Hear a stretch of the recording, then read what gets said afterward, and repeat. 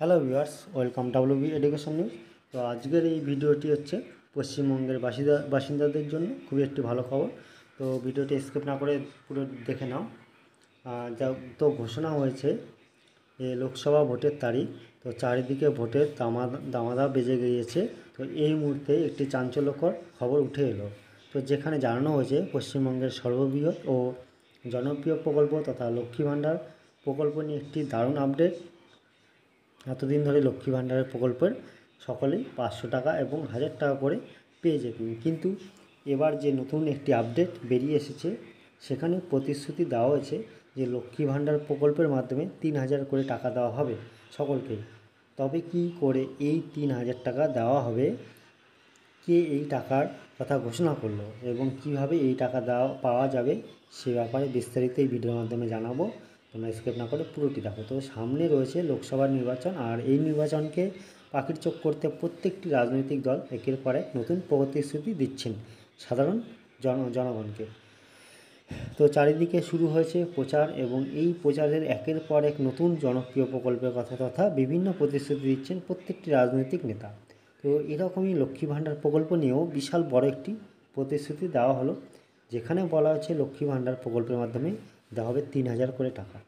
তো গত বুধবার রানাঘাট বিজেপি প্রার্থী জগন্নাথ সরকারের হয়ে প্রচারে নামেন শুভেন্দু অধিকারী এবং এই জনসভা থেকে এই ঘোষণা করা হয় লক্ষ্মী ভাণ্ডার প্রকল্পের মাধ্যমে 3000 করে টাকা দেওয়া হবে। তিনি তার এক ভাষণে প্রতিশ্রুতি দিয়েছেন লোকসভা নির্বাচনে যদি বিজেপি ক্ষমতায় আসে তাহলে রাজ্যবাসীর লক্ষ্মী ভাণ্ডারের টাকা বাড়িয়ে দেওয়া হবে এবং 3000 করে টাকা দেওয়া হবে।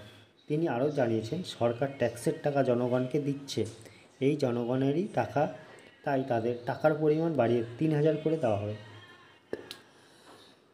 তিনি আরও জানিয়েছেন আগে বিজেপি ক্ষমতায় এলে বলা হয়েছিল 2000 করে টাকা দেওয়া হবে, কিন্তু তিনি এই জনসভায় দাঁড়িয়ে প্রতিশ্রুতি দিয়েছেন যে এখন বিজেপি ক্ষমতা এলে 2000 নয়, তবে এর পরিবর্তে 3000 করে টাকা দেওয়া হবে।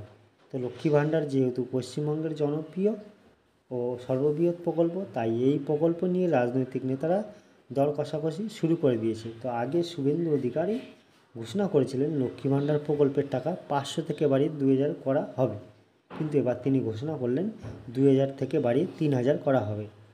তবে রাজ্য সরকার লক্ষ্মী ভাণ্ডারের টাকা বাড়িয়ে যারা 500 করে পেতেন তাদের 1000 টাকা করে দেবেন এবং 1000 করে পেতেন তাদের 1200 টাকা করে দেবেন এপ্রিল মাস থেকে।